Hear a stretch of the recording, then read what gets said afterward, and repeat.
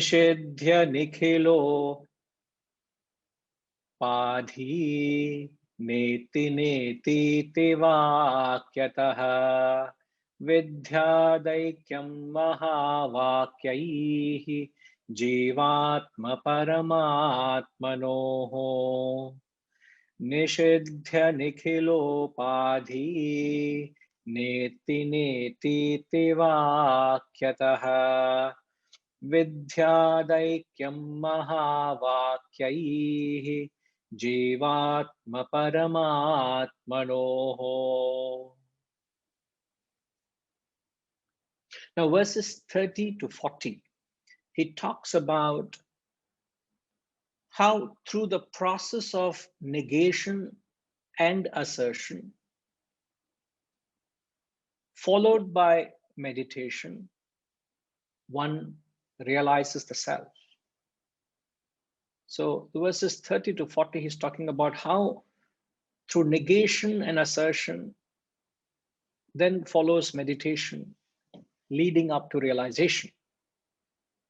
Now the 30th verse, here he says, having negated, not neglected, having negated all equipments, nishidhya, nikhila, upadhi. Nishidhya is negated, nikhila, all, upadhi, all equipments. And how would you do that? Na iti, not this, not this. Realizing the oneness of the individual Atman and the supreme reality Brahman through the Mahavakyas, the great aphorisms. Jivatma Paramatmanoho. Jiva, the individual Atman, Jivatma, and the Paramatma, which is the absolute self. What do you realize? Vidyat Aikyam. I'm giving the Sanskrit words. So sometimes, the right Sanskrit words, when you know the Sanskrit origin, the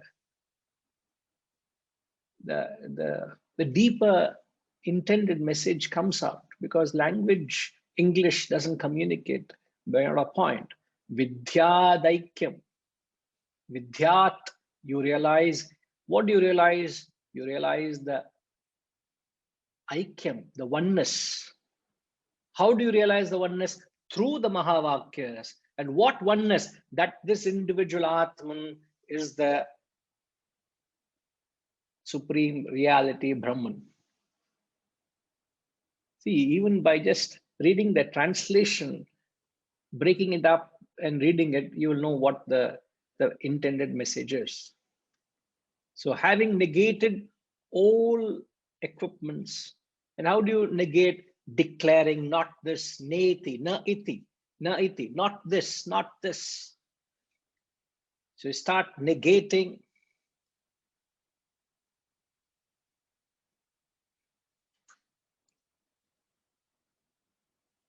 One should realize the oneness of the individual Atman to the supreme reality Brahman. Now, firstly, what we need to understand, that the state of that unknown state of Brahman, that unknown reality, we call it as Brahman or Atman, or a layman's call it as God, is only one. Many people believe the Atman and Brahman are two separate entities. Many people believe that.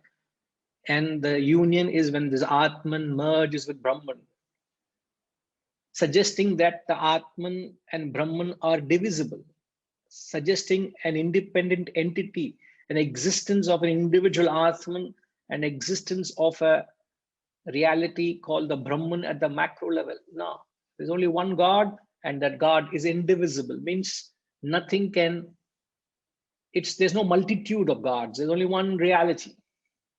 But these are all terminologies that we use for our own convenience of understanding. Now, when that reality operates through the individual jiva, when the consciousness, let's put it this way, when the consciousness functions through the individual, we term that consciousness as Atman. It's a terminology. There's only one consciousness. When the consciousness functions, operates through the individual being, it is called the Atman. When the same consciousness functions through the macrocosm, the same consciousness and functions through the totality, it is termed Brahman. I repeat, when the consciousness enlivens through the microcosm, through the individual, it is termed Atman. When the same consciousness operates through the macrocosm, through the totality, it is termed Brahman. Just like the electricity which is operating through the bulb over my head is the same electricity operating through every gadget in this property. It is the same electricity that's operating in every bulb in your home. It is the same electricity that's pulsating through every equipment that it enlivens all over the world. So the electricity in this bulb is called Atman. The total electricity is called Brahman, just for understanding purposes. So the realization, the ultimate realization that this individual Atman is that supreme Brahman means you have become the totality. That's all. It doesn't mean that there has been an independent existence of the reality. The reality is indivisible. In fact, the walls of our personality cannot condition the Atman. You must understand that. Our personality, our vasanas, our equipments cannot condition the Atman. Atman is too subtle to be conditioned, isn't it? It doesn't influence the Atman. It just covers it. It doesn't influence it. It doesn't contact Atman. So Atman is pure as ever. That's a point which just needs to be taken note of, because many people mistake it or have a wrong understanding. All right. Are you all clear? Reddy Garu, are you okay?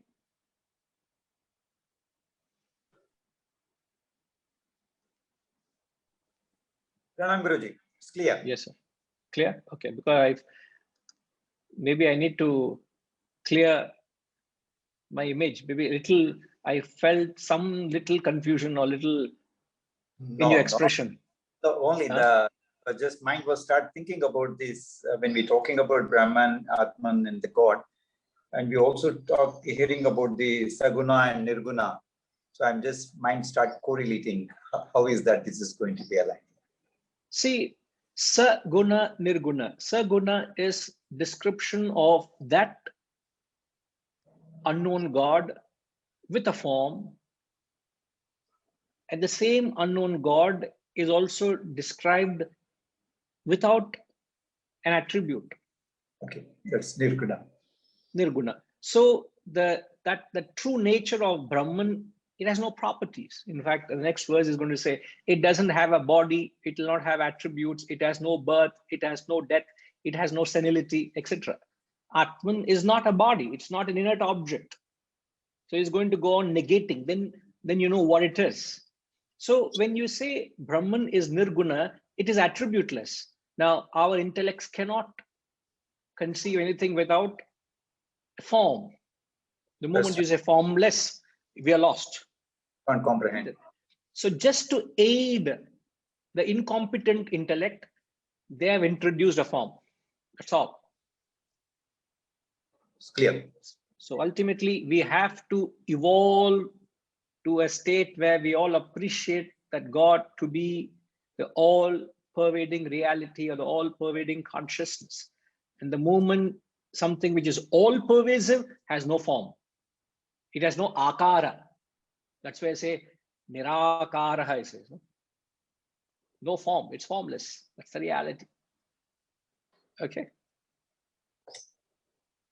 And that is the definition of Attributeless is the definition of? Nirguna. Yeah, nirguna is the definition of what?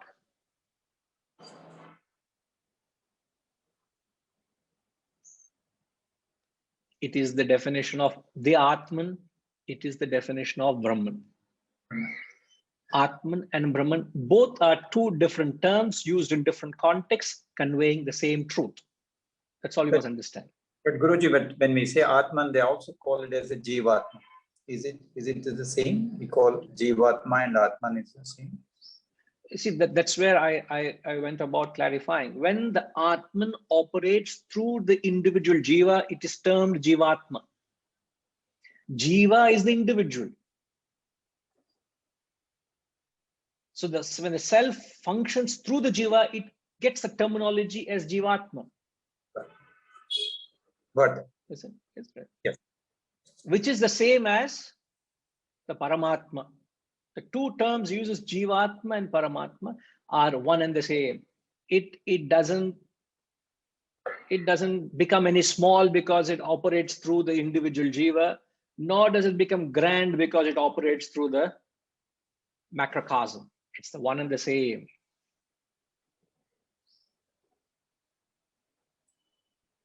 Okay, sir. got it. Yeah. Thank you. Yes. Hariji.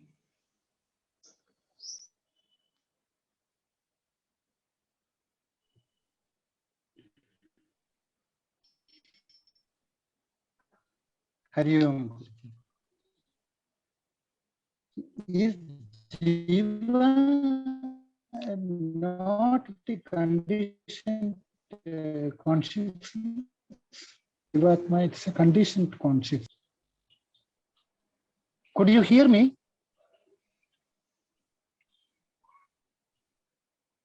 Your voice is very ruffled. It's actually breaking.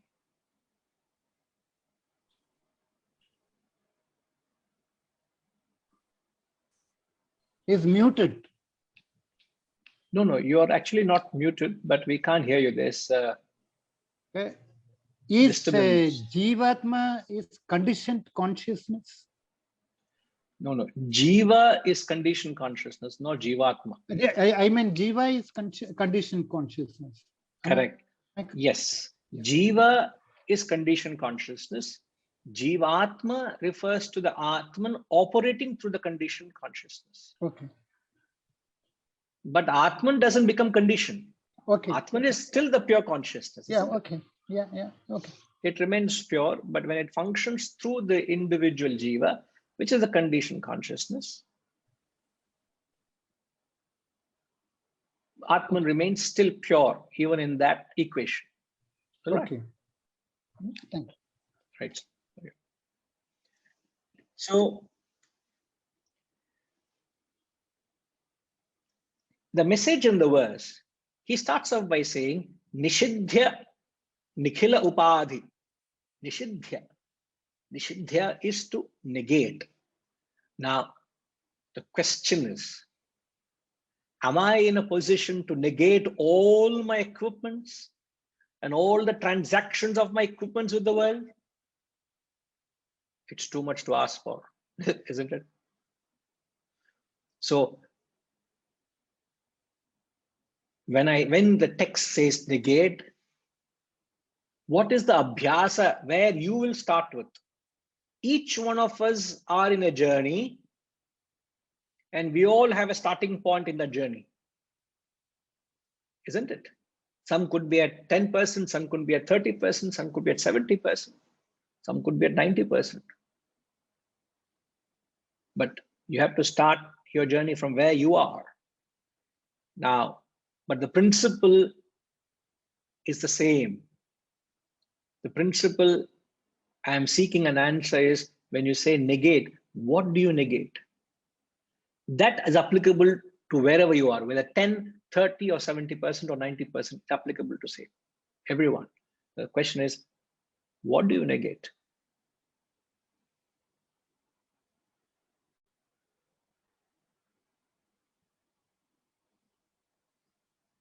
Padmanima, what do you negate?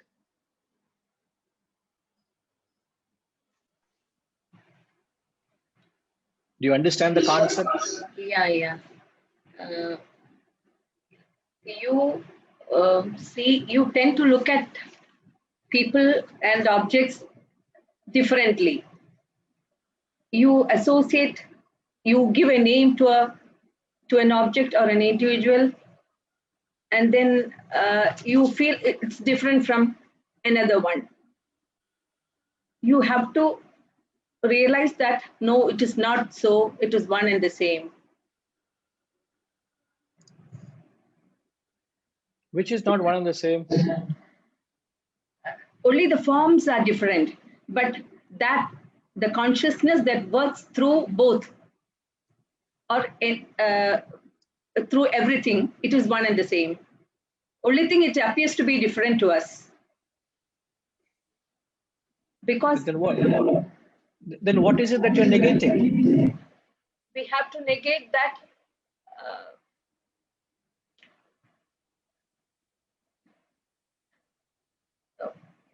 whatever we see differently, it's not different. It is the same thing. We must realize that the attributes attached to a person or an object is what we see externally.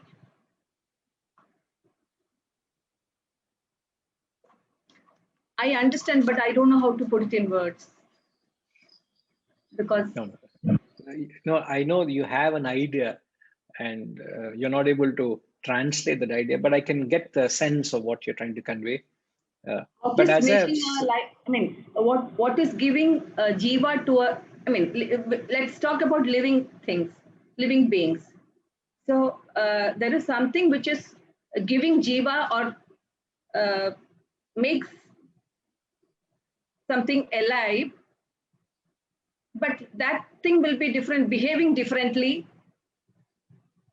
according to me. I feel that I am different from that person. It is not so. I have to realize that no, it is not so. It is only because of the vasanas or whatever is camouflaging the Atman that is making the difference. Okay, all right. I get what you're saying. All right, no problem. Vijayji, what should you negate?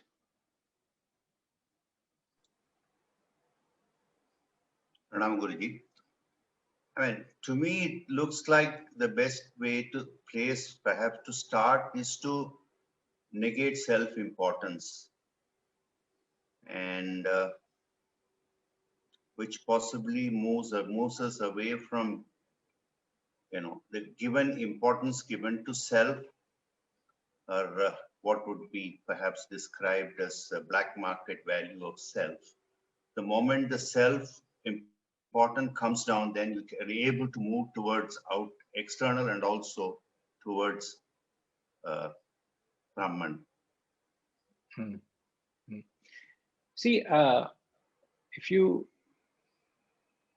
right, you're very right. The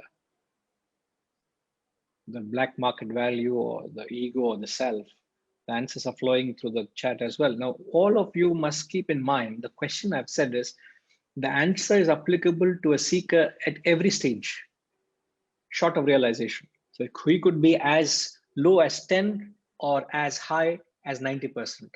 Obviously, the challenges, a person who's at 10% is not the same at 70 or 90%, isn't it?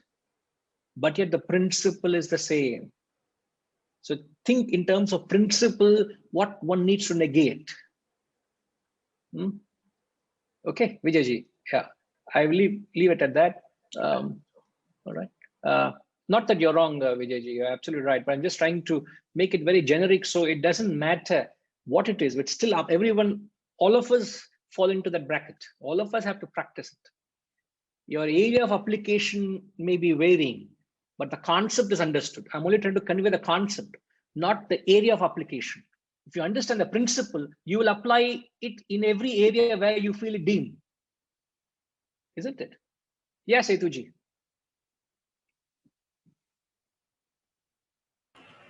Hariom Guruji. Negate body, mind, intellect.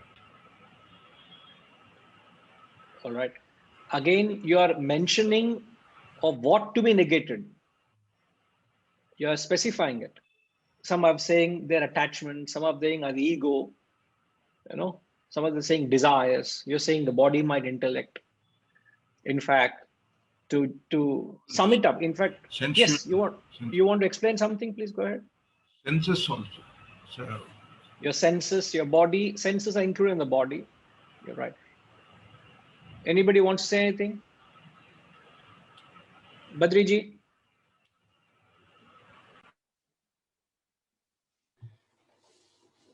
Hari Om.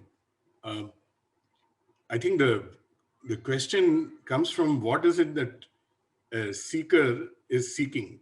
Okay, the seeker is seeking to understand Atman or Brahman. So the question is, since we are not able to comprehend that, a good way to try to comprehend it is to say what it is not. If we can't say what it is, we have to figure out a different way of approaching the problem by saying what it is not. And therefore, each of us have to truthfully examine whether anything which our conditioned consciousness experiences, whether that is the Atman. Okay. And we have to convince ourselves that that is not. For instance, if my conditioned consciousness says that this idol that is in my puja room is Atman or Brahman, then I have to feel it completely, not emotionally, I have to feel it completely that idol is not Atman or Brahman. It represents it, but it is not. Similarly, anything else that our conditioned consciousness experience, we have to be thoroughly convinced that it is not. So everything that we experience, so it is a step-by-step process. For some people, it is difficult to negate the idols that we worship. So we have to reach that stage. And it's something that cannot be forced. The individual has to spontaneously and naturally arrive at that conclusion. It's something we discussed in the previous session. So I think that is what this whole negation process is all about. Okay. It will be it's difficult to for a layperson. I don't know how many of them followed what you're saying. It's easier if you just a suggestion. Don't explain it too long because people will get lost. They will not get the message. You have answered it, but it's too general. That's my appeal, but you answered it. You have said it in your own way. All of you have actually captured in your own way. In fact, if I could, Harishji has said something. It's difficult for me to read all that. Do you want to quickly mention anything, Harishji? Okay. The point which I was trying to get to, Badriji, would you be able to mute yourself, Badriji, please? I think he's frozen. Okay. Oh yeah. The question is, the verse says, having negated, the process of negation is the starting point in the cycle of negation and assertion. So ultimately, all what we got to assert is the supreme reality, Brahman. As Badriji said, all of us are not able to visualize what that grand state of self-realization or Atman Brahman is. It's too unclear. So we will have to break it down to a relative level as to what actually ultimately we got to assert. But when we say negate, the sadhana starts with negating currently whatever you are asserting. It starts with that. Your sadhana starts with negating whatever you are asserting. And each one of us, I include myself into this party, each one of us are asserting something in particular in the world as if that is everything, isn't it? So the knowledge and wisdom that we are embracing is to give it a sense of a realization that what you are worshipping is not ultimate. Negate it, drop it, give it up, so that you give a possibility to something higher, so that you can assert something else than what you're holding on to. So the principle, which it's not flowery words, it's not high words, it's just the principle. Where do my sadhana start? My sadhana starts with negating that which I am stuck with, that which I am asserting. And if you are not able to negate that, that is the end of your sadhana, that is the end of your growth. That is, in spirit, in a layman's term, it is known as stagnation. You have stagnated. And if this realization is not there, you are putting an effort, but you're stagnating because you're not able to let go. How can you assert something higher if and only if you cannot negate what you are holding on to? You've got to get rid of this. As Vijayji said, the black market value, we have got to something. The black market value to what have you got? And how do you know what are you asserting now? You know what you're asserting now is determined by what are your current attachments. Do you know what are you attached to? In your own private diary, do you know what all is dear to you? What value you have for them? Take a stock of it and give it prioritization. And that is what you got to start changing your perception towards it. Start recasting your values towards something which you regard it so much. It could be your stock investments, it could be your assets, it could be your emotions, it could be your family, it could be your grandchildren, it could be your name, it could be the little service you're rendering to the society you're attached to. Let's be very, very upright with it. Don't tell me you're detached to your grandchildren. Don't tell me you're detached to your wealth. Don't tell me you're detached to your little service you're rendering. Inwardly, there's a terrible attachment. Somebody was telling me the other day that she thought she was on the verge of realization until a little tragedy came to her life. Guruji, that little tragedy made me realize I'm very, very, very far, Guruji. She said, I realized, my God, I realized I am so terribly attached to my family.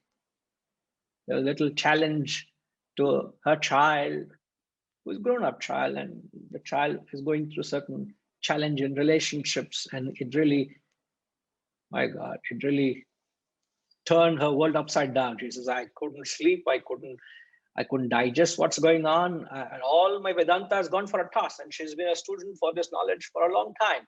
And all of it has gone for a toss. I don't know what Vedanta I know, Guruji.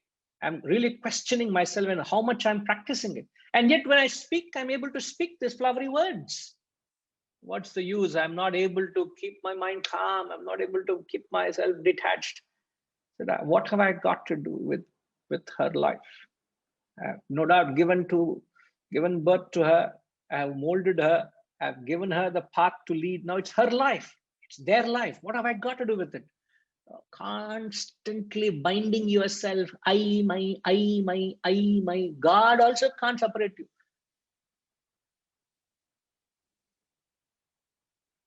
And unless and until you're not willing to negate, no, it is your attachments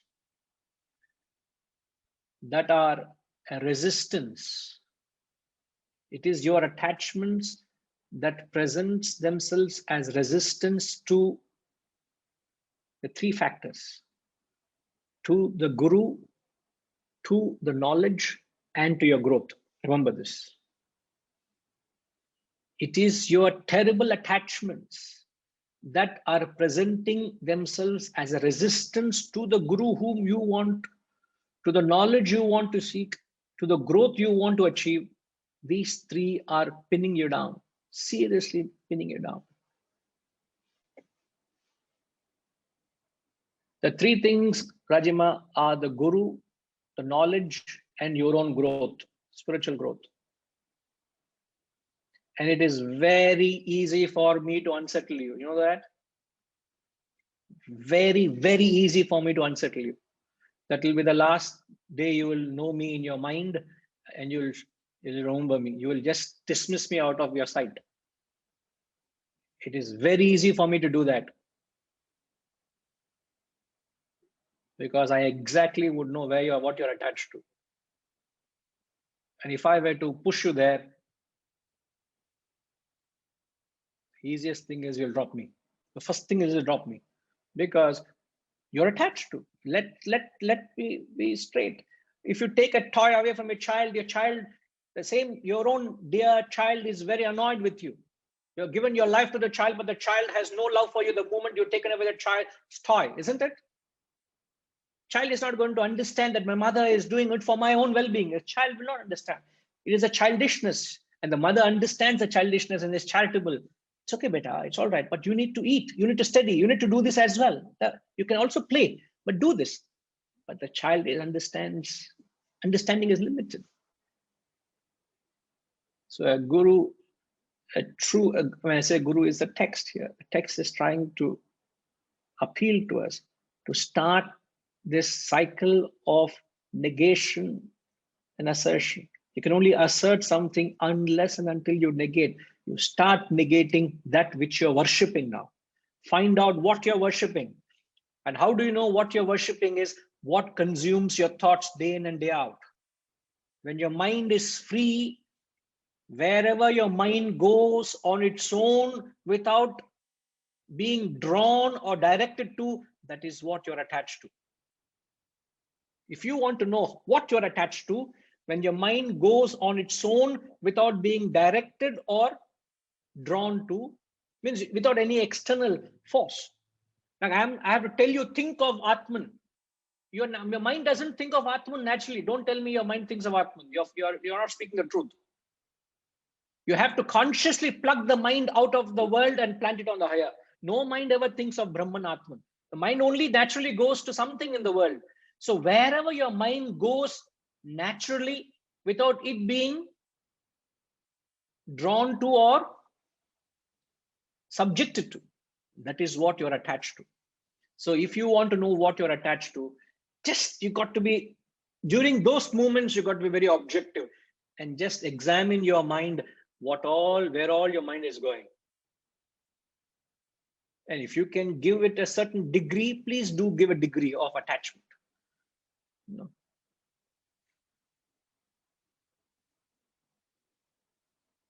And then slowly start re-evaluating those areas that which bind you, that which consume you, that which limit you, that which you ought to negate at some time or the other. So let that be now, then be later. Why are you being persecuted by your attachments? You've got to learn to be liberated. Remember, whatever you're attached to, it causes extreme sorrow and suffering. That's a law of life. So you cannot allow yourself to be subjected to that. You can be attached to your business. You can be attached to your family. You can attach to be your name, attached to be your opinions. If somebody says no to you, your views, how would you react? Find out whatever you're attached to. And having negated, then what do you do? So negation is saying not this, not this. So start off by saying, no, this is not it. This is not it. Start by saying that. And then you start asserting the reality. Give room in your mind. Create the space in your mind for what? For the Mahavakyas, the 4 great aphorisms the Shastras talk about. Now, the 4 aphorisms are the very origin of the Vedic declarations. In fact, the Vedas themselves. The 4 aphorisms appear in the Vedas. So you got to have perhaps a certain hierarchy. Harish, if you can just capture this hierarchy. First comes the aphorisms, the 4 aphorisms. From the aphorisms comes the Upanishads. Then comes the Gita. Then comes other prakriyas, other introductory textbooks. This is how perhaps the knowledge has been diluted to accommodate the deteriorating intellect. I hope you understand what I said. The knowledge in the original, in the Vedic times, was given as aphorisms. And as time passed on, from aphorisms, it became the Upanishads. Upanishads were explanatory textbooks of the same aphorisms. A time came, Upanishads were not understood because intellect deteriorated. Then the Mahatmas, the Gurus had to explain themselves.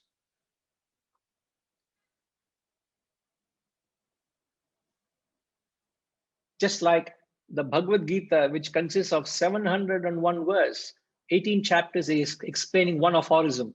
That aphorism is Tat Tvam Asi. 18 chapters, 700 odd verses, explaining 3 words, Tat Tvam Asi. You get to know what is the content in those verses, and it was understood by men of that age at that era without explaining. That means the caliber of people were so high that they could understand what the Guru said when they said Tat Tvam Asi. And he left. Thank you, sir. I've got the message. He left the Guru. No more communication required. The same thing was explained in 18 chapters to Arjuna, and Arjuna didn't understand that. And then came generations later, there came time where the great Gurus had to give introductory textbooks, prakriyas, bhashyas, commentaries were written on these great works. And one such introductory textbook, which we are all aware of, is perhaps Bhaj Govindam. And ATMABODHA also is considered as a relatively as advanced text, not as advanced as the Gita, but somewhere in between the Gita and Bhaj Govindam is the ATMABODHA. That these are some familiar names of texts. I'm saying there's no end to it.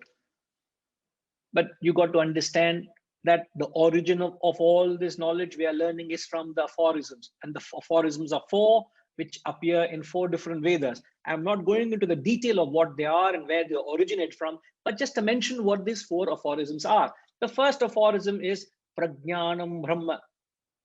Prajnanam Brahma. Let me type it out.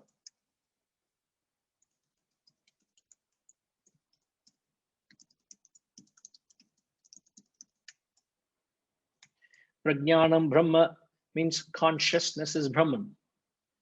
This is known as a Lakshana Vakya.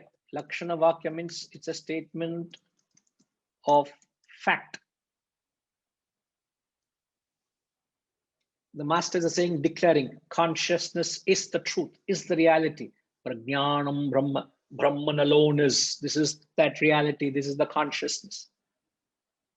And then comes the second statement, which is known as, which is Tat Tvam Asi, that thou art. Oh, that thou art. That thou art is known as Upadesha Vakya, which means it's a statement of advice. It is advice given to the student that you are that consciousness. Tat Tvam Asi, you are that. This is the only help the Guru gave. You are that. And the third is Ayam Atma Brahma, which means this Atman is that Brahman. This is what exactly the verse is saying. This Atman is that Brahman. This is known as Abhyasa Vakya. It is a statement of practice. So Abhyasa, what's Abhyasa? Every moment, every now and then you keep telling, I am not this, I am that. I am not this, I am that.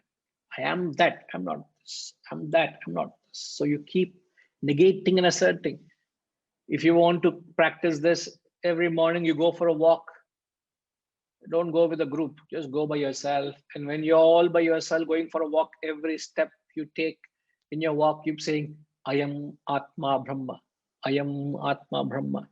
It can be a mere mechanical repetition of this phrase. This Atman is that Brahman. I am Atma Brahma. So every step you say, I am Atma Brahma. I am Atma Brahma. You just mentally keep muttering it. It may be a mechanical exercise, but someday you'll start feeling the pulse. Someday you'll start knowing what it is trying to say. And if you have sufficiently done in the course of this spiritual journey, there would come a time where you would declare to the world, who nobody will understand. You will declare to yourself. You can declare, but nobody is there to understand you because there's no communication. But you will announce to yourself that experience that I have reached that state of Brahman. Aham Brahmasmi. It says, I am Brahman. This is known as Anubhava Vakya, a statement of experience.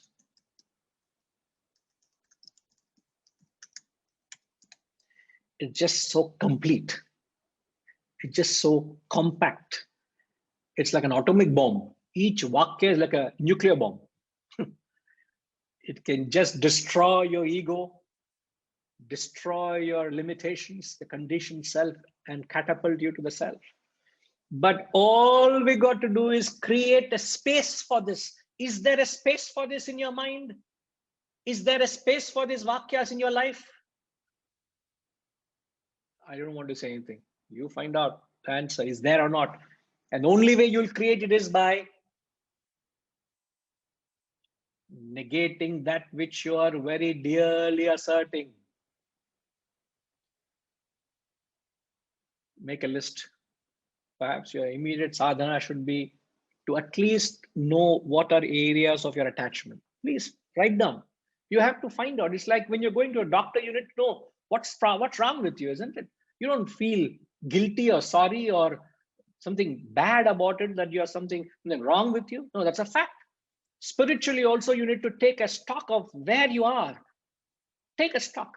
And it's something very private. It's very, don't even share with your own spouses. It's something is your own. It's something very personal. And once you do that, perhaps, and then get on with the journey.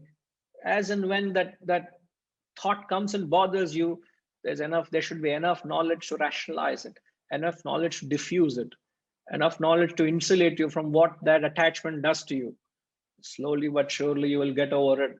A time will come, you understand, why was I so much value to it, man?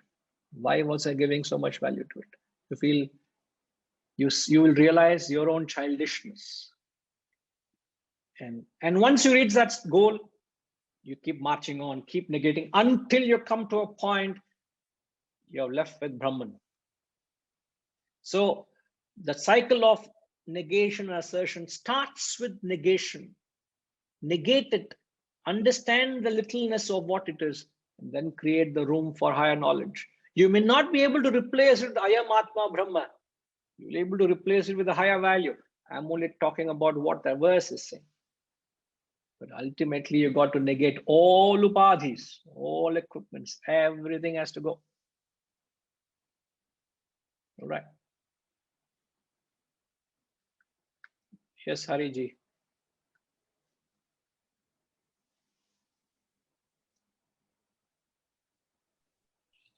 I just wanted to tell Harish, it is Prajnanam Brahma, not Prajnanam Asti.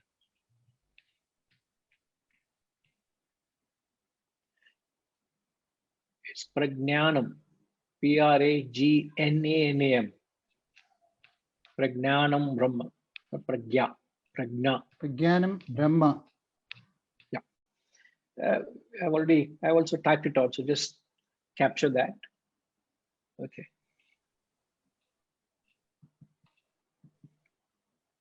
But what's important is the awareness.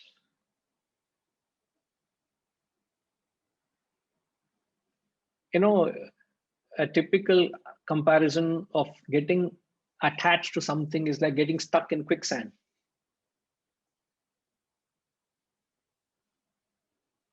And what would happen if you're stuck in quicksand and if you're struggling and if you want to come out, what would happen, sir?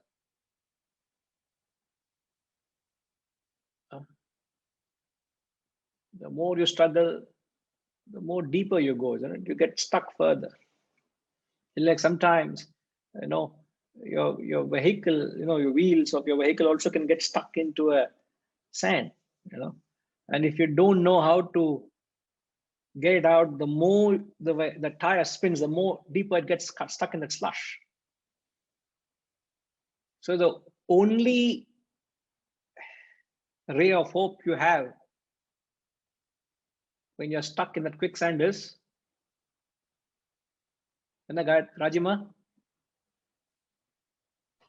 The Guru. Somebody has to pull you out. An external factor has to pull you out. It could be a guru, it could be knowledge, it could be experience, it could be something out there that will help you. And so it's very important. You understand that analogy, you'll understand it has to be someone else that will help you out. You got to accept your inability. You got to surrender your ego. You got to give up your arrogance that you know what life is and that you can help yourself. You can have all the books, all the knowledge, all that self-help books, but you will not be able to help yourself. Give up that arrogance and get into a dynamic consultation with someone who you think can help you. You can't, just like you can't administer yourself with medical journals. You got to go and consult a doctor and get yourself prescribed specific medication, specific prescription as per your requirement. So spiritual books will not be help you, spiritual journals will not help you. You need to find a guru who understands your language and he understands your language. And there has to be that rapport, and then you got to surrender and say, Sharanagati, please help me. I don't understand what's happening. Please help me. And once you surrender, don't question. Whatever is said and done, you got to do. I know all of you have great devotion to the knowledge to me, but I don't think you have surrendered to this knowledge and surrendered to me. I am not saying you must come and surrender to me, please. I am not saying so.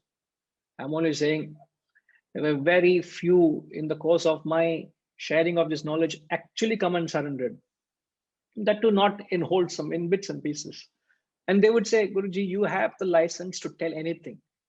You can shout at me, you can take a whip and even whip me up. I will not misunderstand you. That's my word.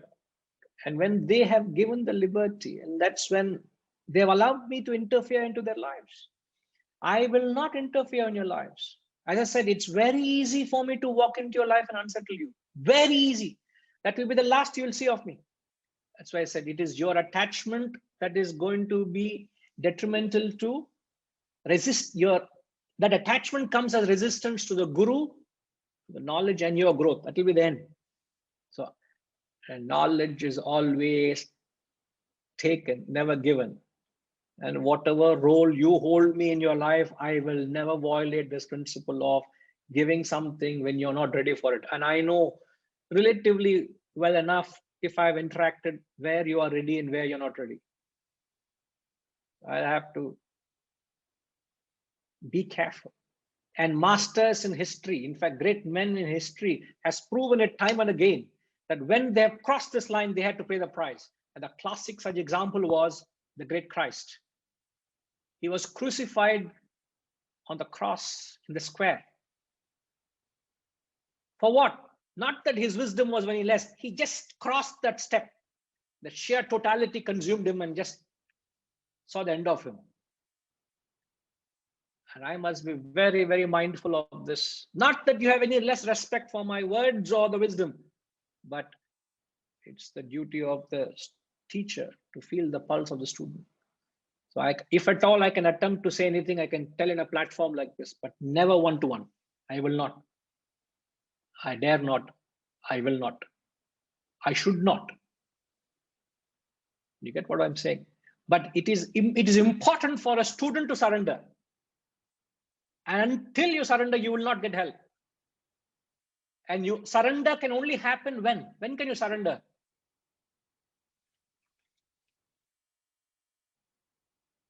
Vasantama, when can you surrender?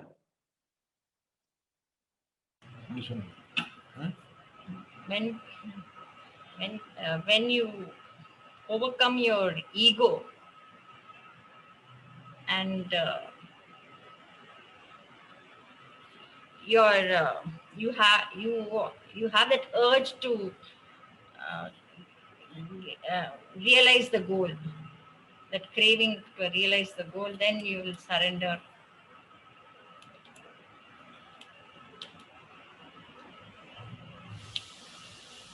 When you are beaten also you surrender. Huh? When you are beaten. Means when you are undergoing suffering. In the sense you suffer and you long for liberation and suffocation, liberation, suffer, then you surrender. When you are helpless also, you surrender. See, surrender happens when you reach a point where you come to know that you can't help yourself. Till the point where you think you know, you'll never surrender. Isn't it? And when does that point of helplessness dawn on us? I don't know. Because it is that notion of knowing that things, I know.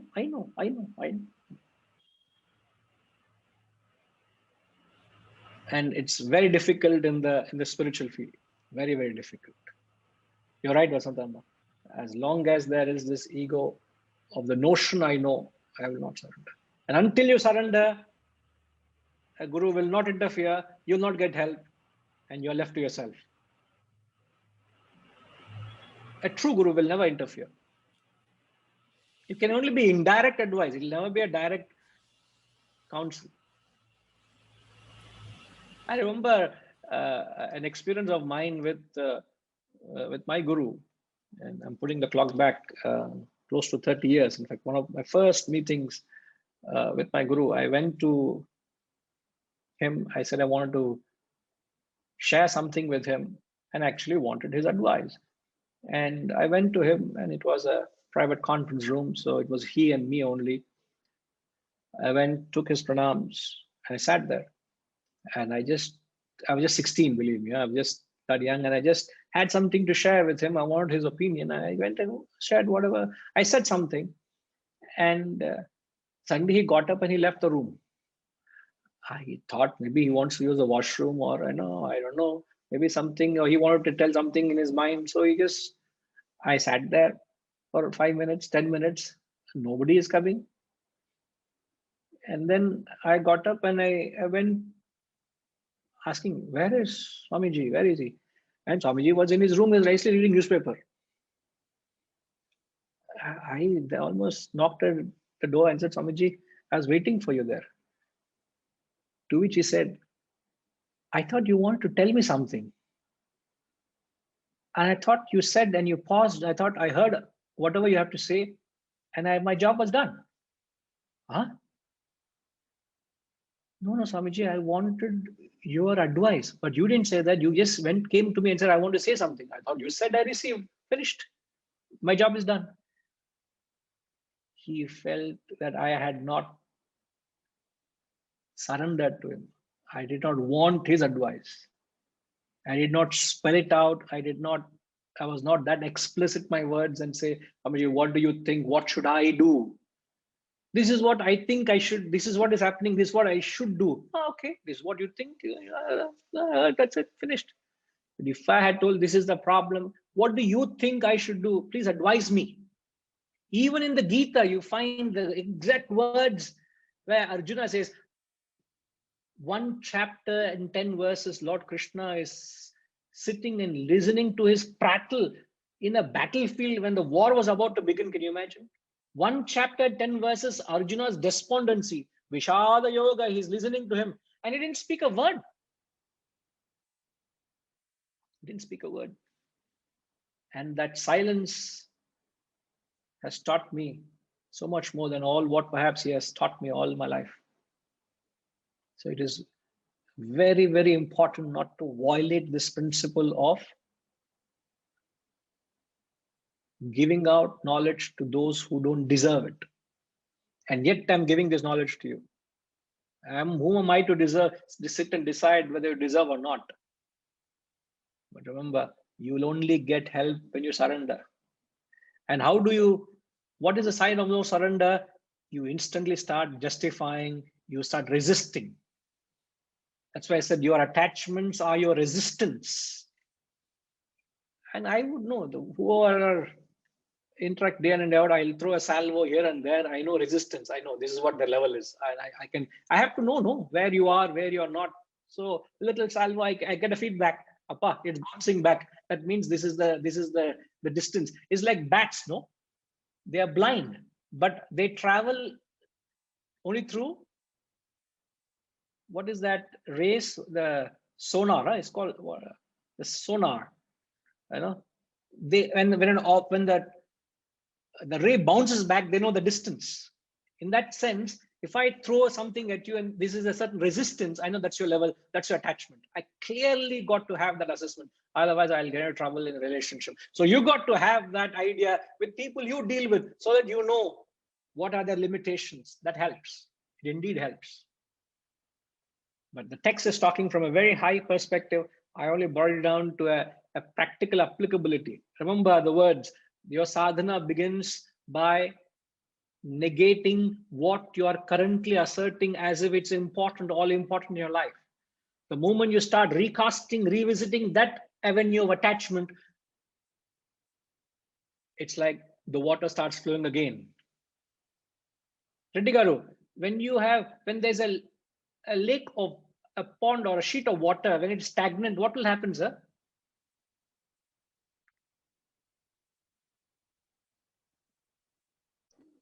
It stinks, Guruji. Very powerful word, sir. So if you're spiritually not progressing, there is unless you give up, same word you use, what will happen? That's true. Unless we give up, we cannot grow up. So giving up is an act. Why are you being so charitable at the spiritual level? When water stagnates, what happens? You said it stinks.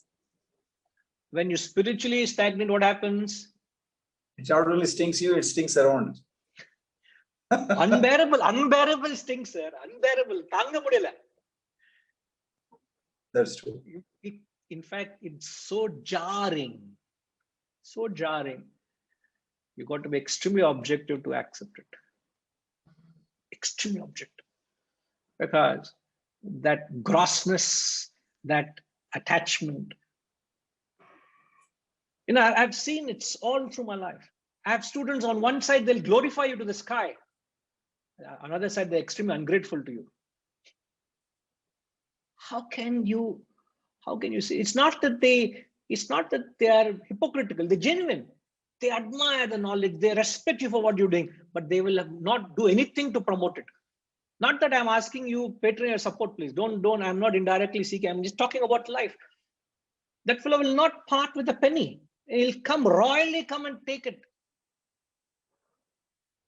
And I've known students they've shared their lives. I'm trying to help them. Yet that fellow will not realize where you're going wrong. You'll not. It's penny. Yeah. He's trying to save something here behind penny wise, pound foolish, Madhuri. He's losing.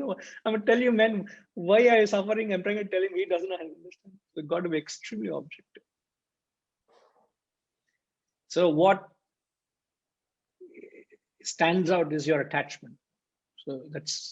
So we must be like the flowing waters, not stagnant ponds.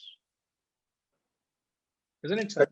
Guruji, but while agreeing with the concept here, giving up to grow up, but as in a self level. But when we have been practicing along with the society, the people and everything, recently I come across when I was talking to one of the auditor, I'm sorry to bring to the practical example, where he was mentioning to me about the IT returns and everything. So I was not really perturbed about the challenges. I was saying, okay, let's happen.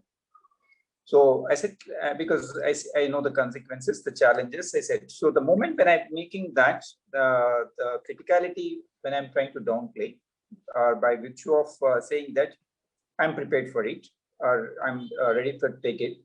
But I could see the reaction coming from the other side saying that looks like you're giving up in the life. There's the first statement has come from them. I said, but my intention is not giving up. We have been fighting out. But the negating of the unwanted, uncalled for requirements areas, I was definitely giving a sign to the people whom you are defining that you are something you are getting distance away or given up, or you're not being really serious about how the things to be, because they have been seeing you as a personality for years together. A change is being noticed by virtue of our actions.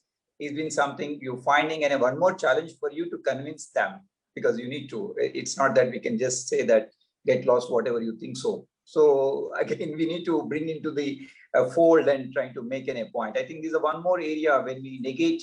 Sorry, I took a lot of time to explain, but I think the negation also required some amount of a conscious justification to the people who are close, near and dear.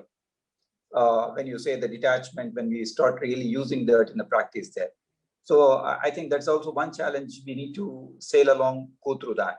We need to take that pressure also. See, sir, this concept of detachment is not detaching yourself from performing your obligated duties. For example, our foundation, it's been over 3 years, we have been rejected the tax exemption for reasons which you will think is trivial. Perhaps they find a reason to reject it on the first application. So we have been going through, and whatever efforts has to be done, we've gone to the tribunal, we've appealed and given our arguments and things like that. Now, that's an effort we got to put in. Now, at every stage, I must renounce the fruit and anxiety for the outcome and continue to put my effort, isn't it? Because getting a status will only draw patronage and support so that we can only expand and serve the wisdom with which we're intending. We can't build castles. We can't have loftier missions and vision when funds trickle in droplets. You can't achieve anything. You need resources to serve, right, with the objective very clear. So if I have to fulfill that, I need to have a certain entity. For that, I need to pursue. But at every stage, I must practice detachment to the anxiety of the fruits. So detachment is not to the action, but detachment is to the fruits of action. So if the accent is wrong, it will be misunderstood. So renunciation, it is not renunciation of action, it is renunciation in action. Means I am performing the action without any anxiety for the fruits.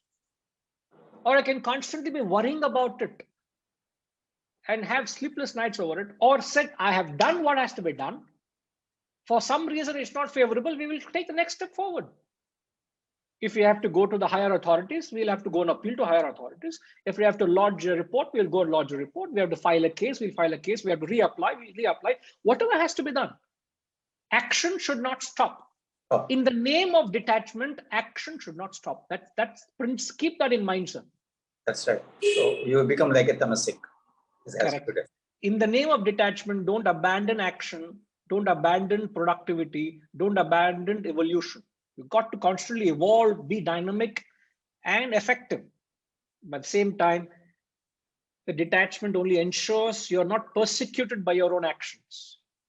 What persecutes you is your own attachment to it. So detachment is only to get yourself liberated while you're in it. So what we need to practice is renunciation in action. So that message has to go out, sir.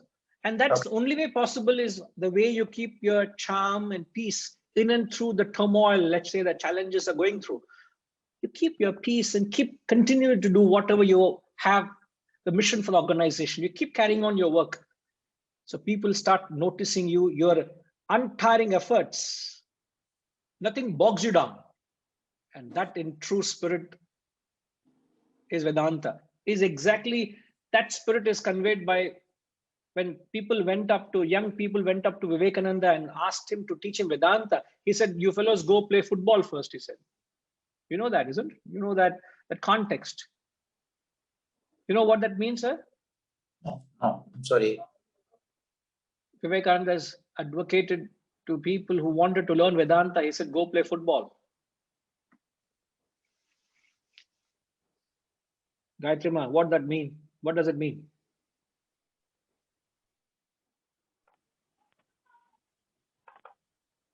It has to be, we have to act and not these, tamasic. So it is a rajasic, be active. It first means shed your tamas and start getting into action first. Knowledge is of no use to someone who is in inaction, sir. Knowledge is given to an action to steer action. Knowledge is like a steering wheel to a, what's the purpose of a steering wheel in a car? It gives direction, isn't it? A car can move without steering also.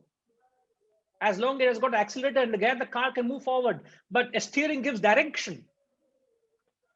So you can only, knowledge is like a steering wheel, remember. Knowledge can only be given to a person who is living a life of action, not to a person who is inactive. And he realized all of them were tamasic people. They were a state of lethargy, indolence. So get into action and then give that action a direction. It becomes sattvic. And so inject the principles of renunciation to an action. It becomes renunciation in action. But rajas is action with, Gayatri Ma, rajas is action with? Action with selfish motive. Selfish motive. Action So with? there is a lot of anxiety, expectation, fruits of action. All the fruits, anxiety, selfishness, attachments, worries, restlessness, all that is rajas. So when a person who is restless and agitated and stressed out, you give him this wisdom, it calms his mind, it makes him more productive, not become inefficient and inactive. We should not understand that way, isn't it? So we all have to grow up to that idea that what we need to renounce is our anxieties and expectations, not the action. Okay.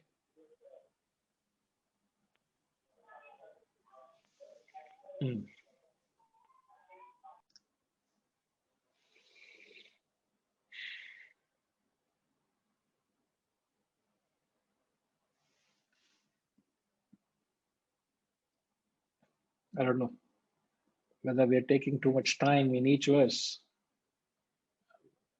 but that's for you all to decide. I wanted to cover more text, but mudile. Maybe we should stop the clock for a while and then quickly finish off a few verses. Huh?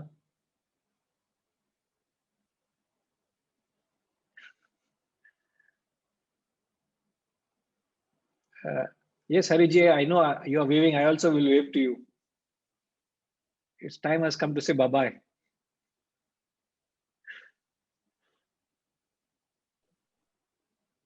Guruji, it is not, it is the depth. It's not how many verses we complete into the depth.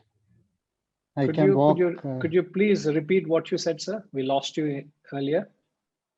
It is not the length, it is the depth. It's not how many kilometers I can walk, but how many kilometers I can go down into the depth, into the root. So it is better that we do less, but in depth. Yes. So it also is important how much patience you all have. And I don't want to just make it a theoretical entertainment. I want to, it's not, I know it's not intended that way, but all I want, it's not I wanting, it's the knowledge should translate into action. Ideally, it's not again an expectation, but imagine we all become ambassadors of this knowledge. We all start become contributors to this wisdom. It's not a handful, it's all of us. So what I would wish to see is you all become ambassadors of this knowledge. Whatever this knowledge takes is needed, it should be done, it will be done, it has to be done. That is what Vivekananda said, go play football first, man. No point giving knowledge. So I'm talking in that spirit. Sometimes knowledge is good, but if it doesn't translate into action, I would say enough. Enough is enough. I can go on, but as a guru, I should feel the pulse of a student and say, is it helping you? It's not, I'm here not just to entertain you intellectually. And your physical distance should not limit you from being an ambassador of this knowledge. It should, in fact, rather bother you. What can I do to advance this knowledge? What can I do? What can I do? Is there any way I can do my part? It's not how significant you play a part, but that thought should bug you. It is like a bug in you. I could have found every reason to cancel this class today. Believe me, I could have found every reason. But I'm here doing my karma. This is my karma. Apart from this, the other karma also I do. This is also seva, but I have to do my part. I'm not trying to impress you here. I'm only interested in your hitam, in your evolution. As long as it doesn't, if the thought doesn't come into you, you're stagnant. You're not evolving. That's my concern. That's what I'm saying. In fact, just there was a conversation I had with one of the students before the class. And I was just telling that person that once this ATMABODHA finishes, this class will be wrapped up. There will be no more of this Wednesday class. I told her. I don't know, I didn't have anything in mind to say when I said this, and nor did I have anything in mind to say to you all now, but it's just in the context of it, it's just that spirit, to feel the pulse.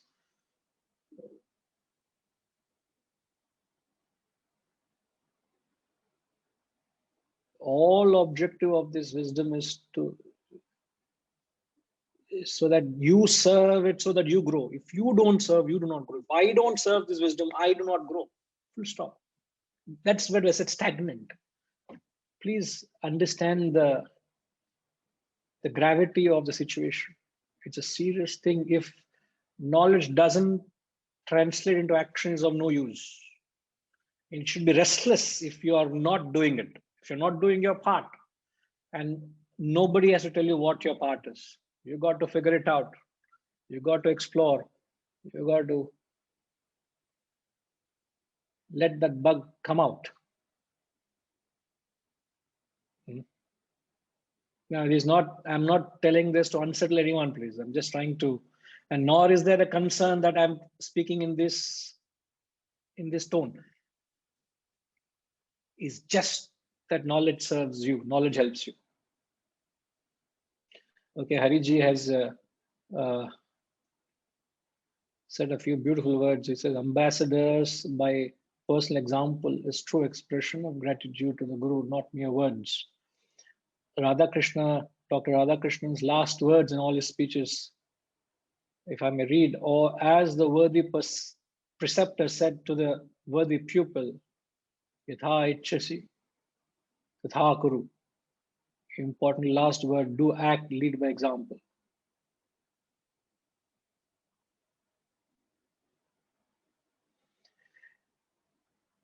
There's never, it's not that there is a sentiment of disappointment here. It's only a sentiment of encouragement and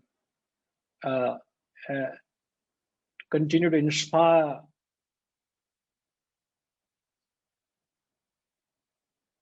for our own evolution. That's the only objective, please. So I appreciate, Mama, what you have typed out, really appreciate and something to ponder over, right? So we'll come back. And Hariji, certainly, you know me, you've known me for long. I will not compromise on the text. So it will be the depth, even if it means at the cost of the length. So we have a while to go until we finish ATMABODHA. So please keep coming. We shall go through the journey. All right. Hari Om. Om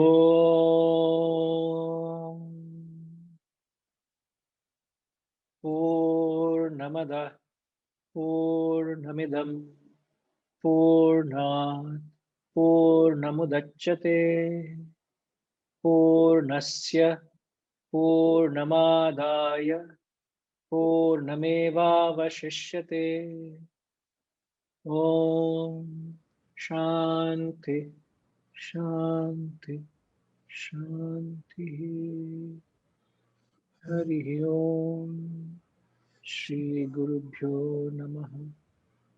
Hari Om.